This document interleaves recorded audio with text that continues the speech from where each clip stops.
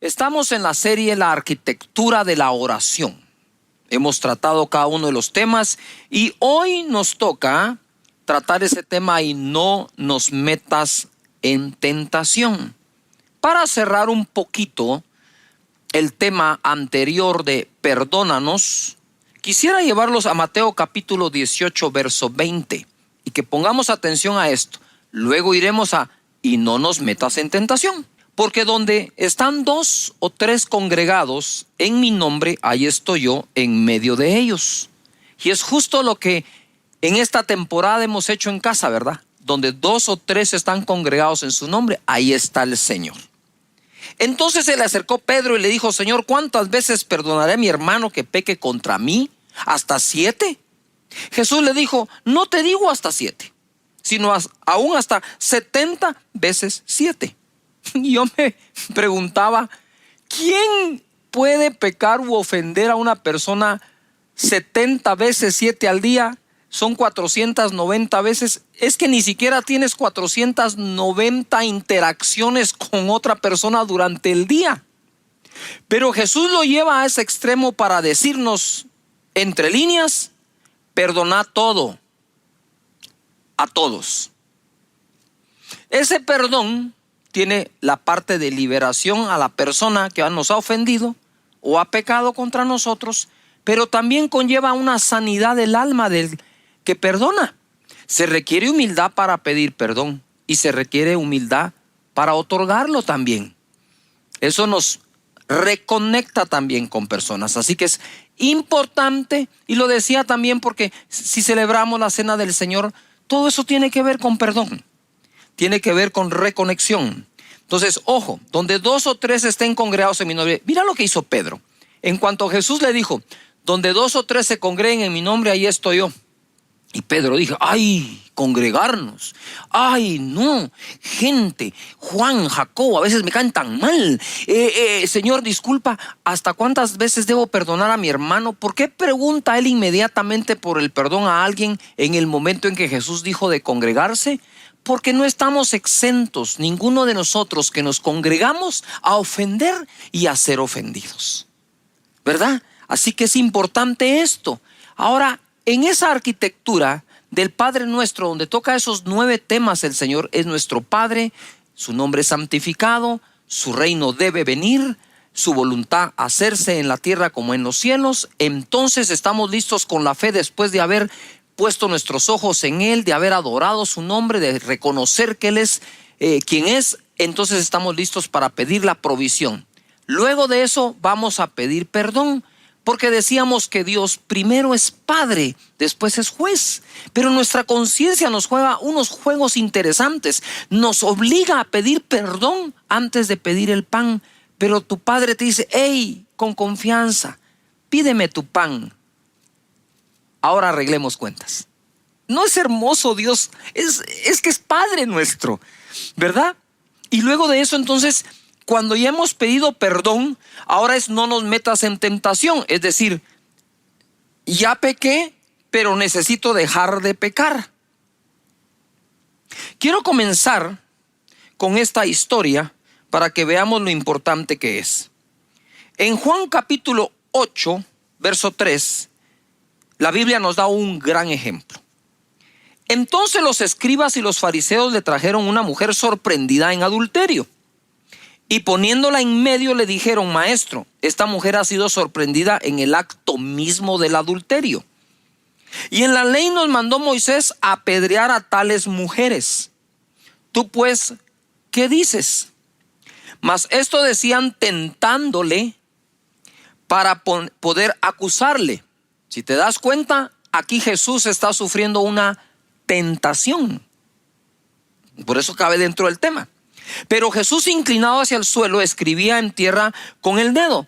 Y como insistieran en preguntarle, se enderezó y dijo, el que de vosotros esté sin pecado, sea el primero en arrojar la primera o la piedra contra ella.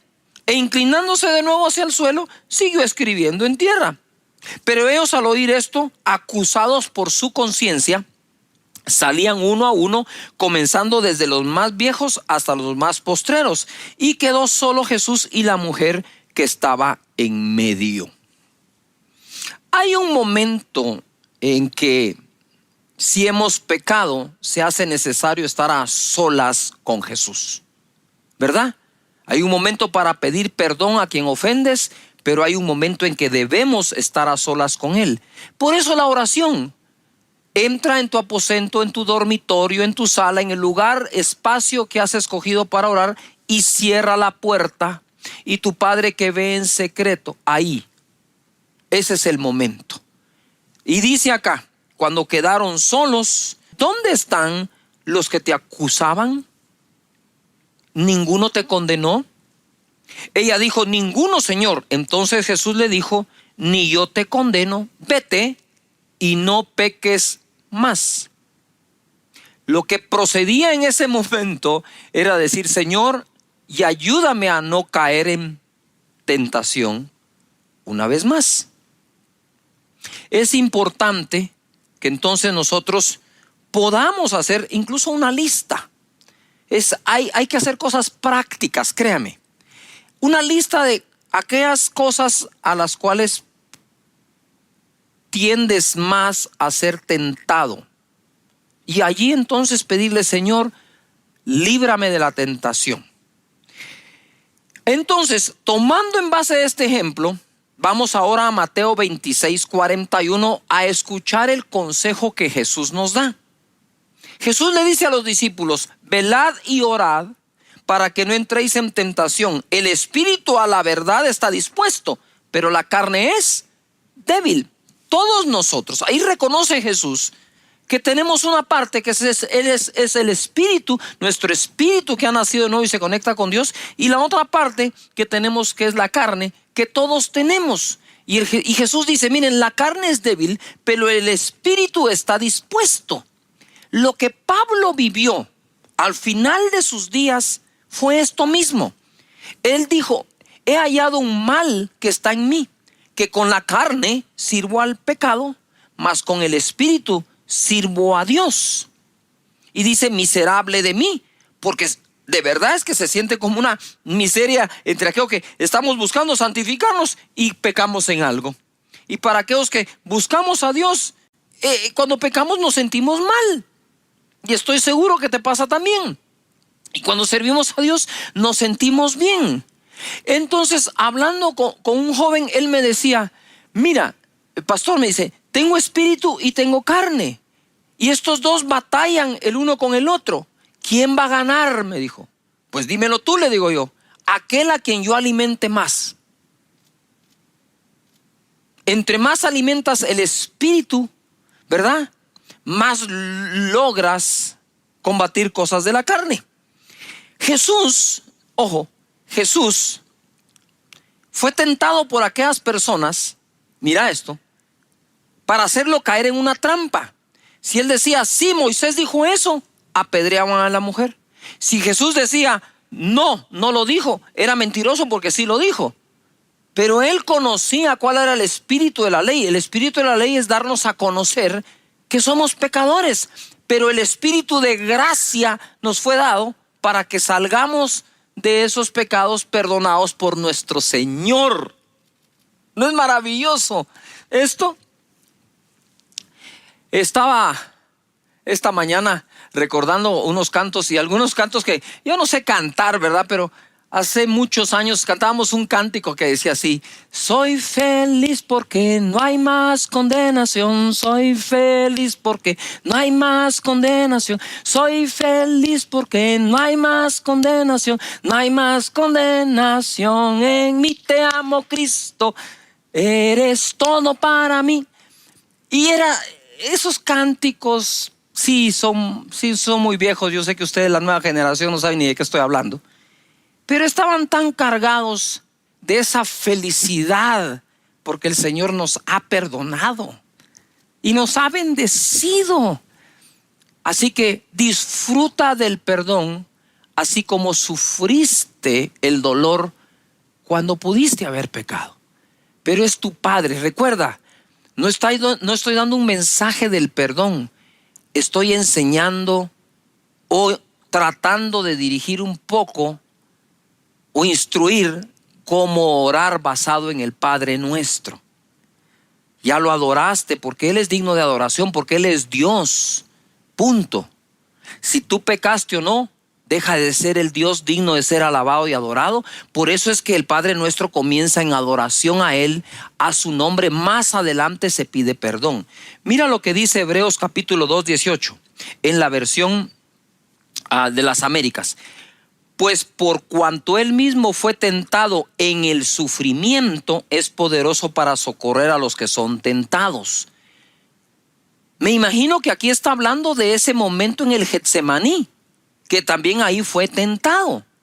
Porque a veces creemos que la tentación solo es acerca de la lujuria, esas cosas. No, Jesús fue tentado para que no hiciera la voluntad del Padre. Jesús fue tentado para que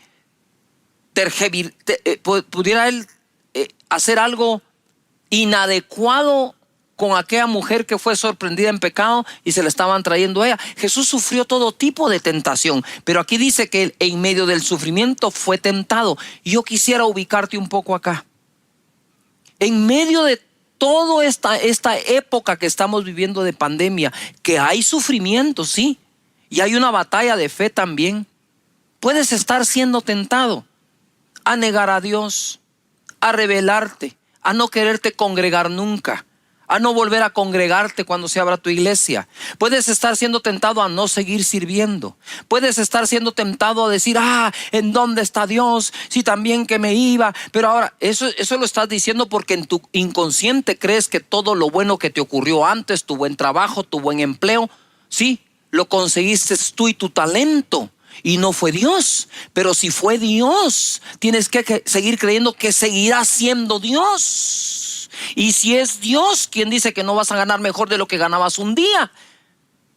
Es la fe se está poniendo a prueba, ¿verdad? Entonces, en medio del sufrimiento Jesús fue tentado. Por eso es que Él dijo, Señor, si esta copa es posible que se pase de mí, sí, pero si no, Señor, que se haga tu voluntad. Y fue fortalecido. Santiago capítulo 1 verso 12 dice: bienaventurado el varón que soporta la tentación. Es una cuestión de soportar, porque cuando haya resistido es una cuestión de resistencia. La prueba recibirá la corona de vida que Dios ha prometido a los que le aman. Aquí como que une Santiago tentación y prueba. No toda prueba es una tentación, pero pareciera ser que toda tentación es una prueba. Pero cuando haya pasado la prueba, dice, entonces será bendecido. En el verso 13 es lo que quiero aclarar, porque como el Padre Nuestro dice, y no nos metas en tentación. Si lo leemos tal cual así, es como que Dios nos metiera a nosotros en tentación. Digo, ¿cómo así? ¿Verdad? Si bien es cierto, el Espíritu de Dios, el Espíritu Santo, guió a Jesús al desierto para ser tentado, es porque Él habría sido probado, porque era el Redentor de la humanidad y tenía que ser encontrado sin pecado para que al derramar su sangre perdonara a los nuestros, ¿verdad? Entonces mira, quiero sacarlos de esa duda. Es terrible, el mismo diablo la podría usar para decir, Dios te está tentando, porque no has leído que dice, y no me metas en tentación, como que fuera Dios el que nos va a meter. Entonces ahora aclara la escritura en el verso 13 de Santiago 1. Cuando alguno es tentado, no diga que es tentado de parte de Dios. Te lo leo de nuevo. Cuando alguno es tentado, no diga que es tentado de parte de Dios. Porque Dios no puede ser tentado por el mal. Ni Él tienta a nadie. Sino que cada uno es tentado cuando de su propia concupiscencia es atraído y seducido. Quiere decir que casi toda tentación tiene su fundamento en nosotros mismos. ¿Qué dice? Es tentado y seducido, es atraído de su propia concupiscencia. Verso 15. Entonces la concupiscencia, después que ha concebido, da a luz el pecado, y el pecado, siendo consumado, da a luz la muerte. 16. Amados hermanos míos, no erréis. Toda buena dádiva y todo don perfecto desciende de lo alto del Padre de las luces, en el cual no hay mudanza ni sombra de variación. En la versión Dios habla hoy, dice el verso 13: cuando alguno se sienta tentado a hacer lo malo, no piense que es tentado por Dios, porque Dios ni siente la tentación de hacer lo malo, ni tienta a nadie para que lo haga. Al contrario, uno es tentado por sus propios malos deseos que lo atraen y lo seducen. Verso 17, también la versión Dios habla hoy: y todo lo bueno y perfecto que se nos da viene de arriba, de Dios, que creó los astros del cielo. Dios es siempre el mismo, en Él no hay variación ni oscurecimiento, no hay tinieblas. Lo que nos está tratando Santiago es de sacarnos de toda duda acerca si Dios nos pone en tentación o no. No, porque Él no puede ser tentado por el mal y por lo tanto no tienta a nadie para que haga lo malo. Y luego dice: de Dios lo que viene es todo don perfecto que desciende de lo alto del Padre de las luces, en el cual no hay tinieblas ni variación. Él es el mismo de ayer, de hoy y de siempre. Entonces en Él tenemos nuestro refugio y nuestra ayuda. Esto empezó desde el inicio, desde Adán y Eva. Mira lo que dice Génesis 3:9. Mas Jehová Dios llamó al hombre y le dijo: ¿dónde estás tú? Eso fue después de que pecaron, comieron del árbol que le había dicho a Dios que no comieran de él. Dice: y le respondió: oí tu voz en el huerto y tuve miedo.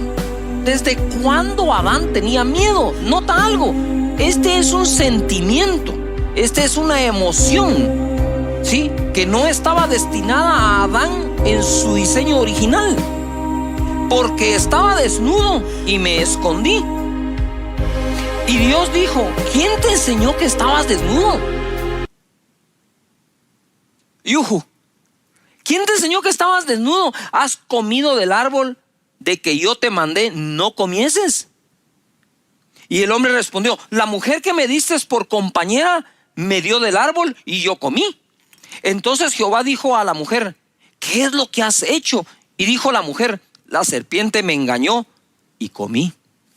Desde el Génesis, el hombre empezó a buscar justificación, empezó a buscar una excusa para el pecado que cometió. Si es cierto que somos atraídos de nuestros deseos, para cuando la serpiente le habló a Eva acerca de comer del árbol, porque ella fue la que comió primero, ya el árbol era un poco atractivo a Eva. Le habla, come y le da a su compañero.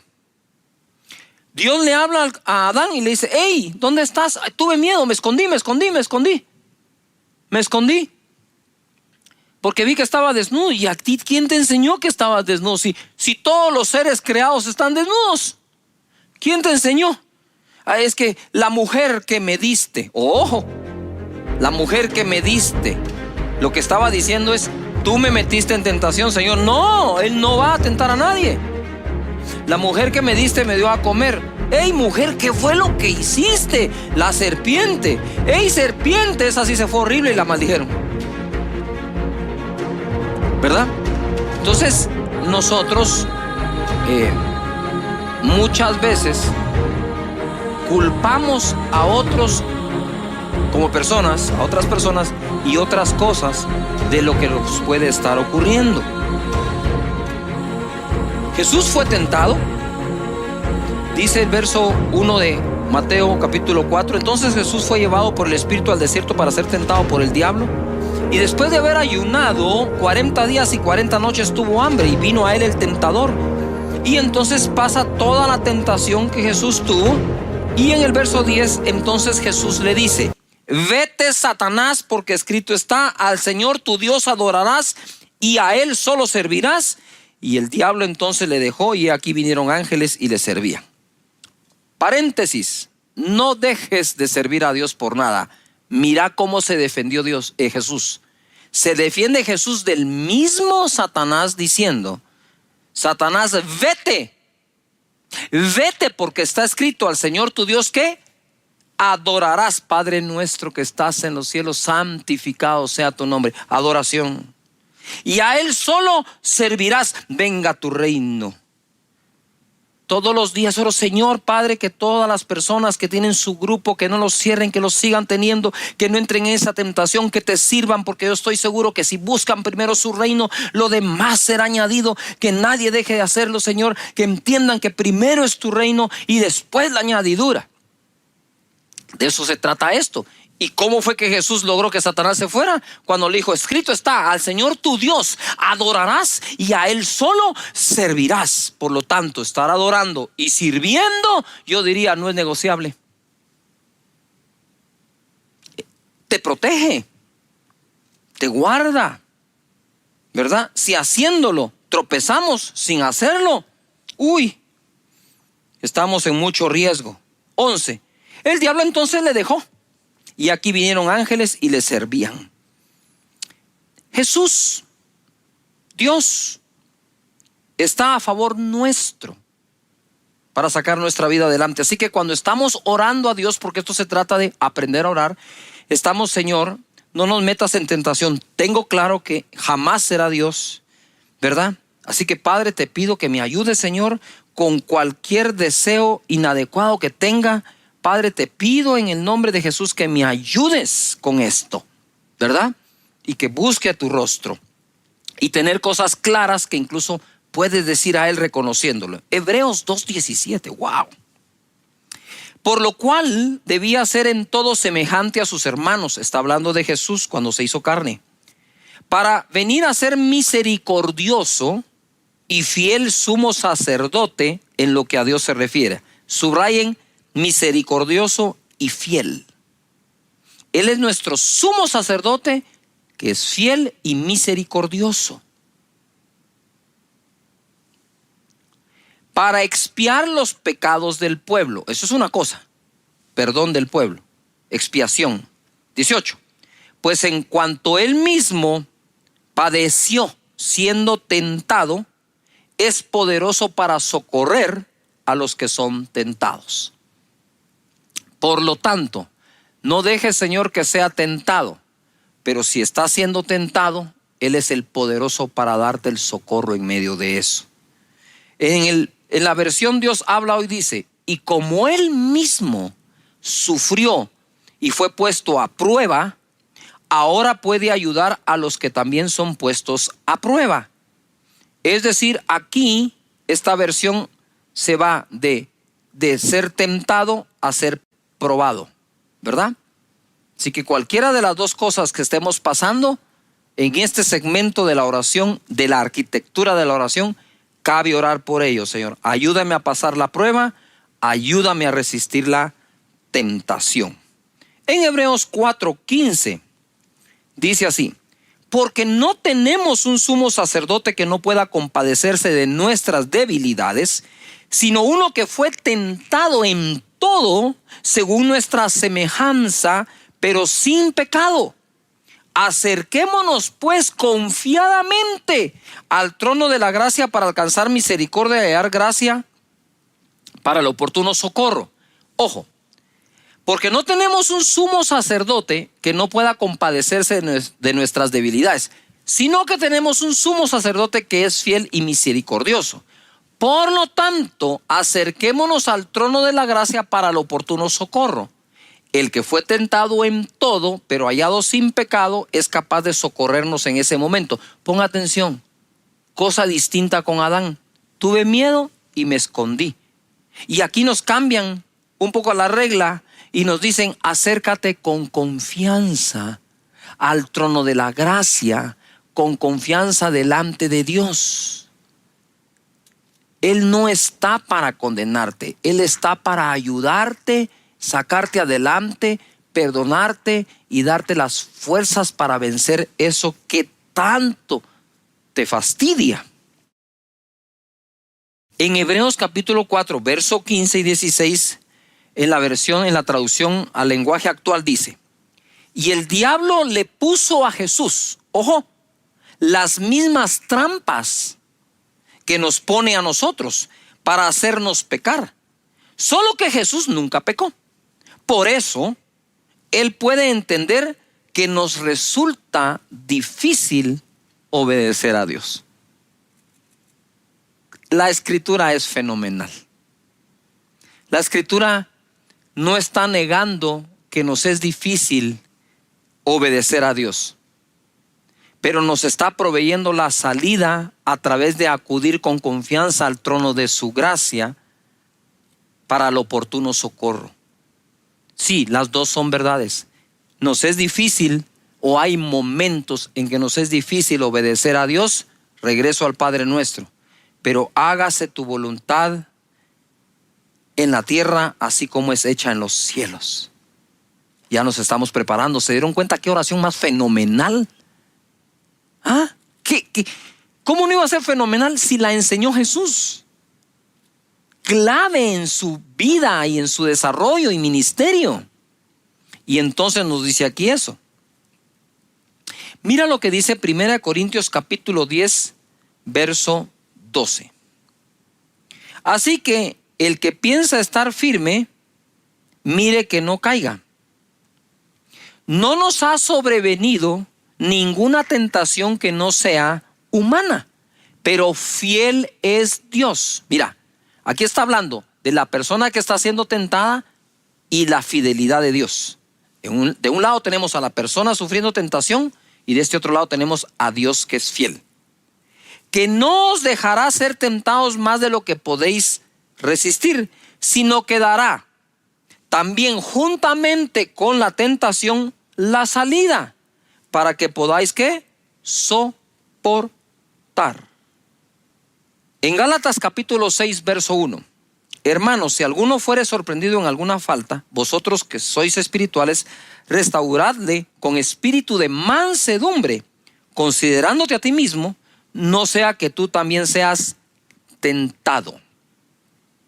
Ojo, cuando hablamos y le decimos al Señor, Señor, y líbranos de la tentación, una de las maneras en que nos ejercitamos para librarnos de la tentación es no juzgar y condenar al que ya cayó en una tentación, sino que ayudarlo, ¿verdad? Darle soporte, acompañarlo para que salga adelante y restaurarlo con espíritu de mansedumbre, no sea que seamos nosotros también tentados. Entonces, de cómo actuamos con aquel que ha pecado, podría depender la tentación que pueda llegar a tener. Por eso es importante amarnos unos a otros como Cristo nos ha amado. Yo no sé por qué estás pasando, pero sé por qué he pasado, ¿verdad? Todos pasamos por esos momentos de tentación. Todos pasamos por momentos en que sucumbimos ante la tentación, ¿verdad? Que no la soportamos, pedimos perdón e inmediatamente no nos dejes caer en tentación. No hay uno de nosotros que no le haya ocurrido, pero cada uno de nosotros debe aprender de mejor manera a superarlo. Y si el Padre Nuestro deja un segmento de oración dedicado a esto, es importante que lo hagamos. Comencé con la historia de aquella mujer que había sido condenada y Jesús dijo, el que esté sin pecado, que tire la primera piedra, que lance la piedra. Y se fueron todos acusados por su conciencia, desde el más viejo hasta el más joven. Pero aquí hay una cosa entre líneas que debemos leer. Se fueron acusados por su conciencia, que ellos también han pecado y quizás merecían ser igualmente apedreados, pero también se fueron meditando, wow, qué manera de perdonar de parte de Jesús y qué manera tan amablemente fuerte de convencernos que no debemos hacer esto. Pero además se fueron pensando, ¿qué es lo que a mí me queda? Wow, si algún día yo tropiezo como esa persona, yo sé que Jesús otorga el perdón y nos ayuda a alejarnos de la tentación. Es una bendición, Padre. Muchas gracias te damos porque eres nuestro Padre. Santificamos tu nombre y oramos para que tu reino venga y se establezca en esta tierra con justicia, paz y gozo. Señor, oramos para que tu voluntad sea hecha en esta tierra como es hecha en los cielos, en todas las áreas de nuestra vida, porque nos des el pan de cada día. Gracias por perdonar nuestros pecados y hoy te pedimos, no dejes que caigamos en tentación. Muchas gracias, Señor.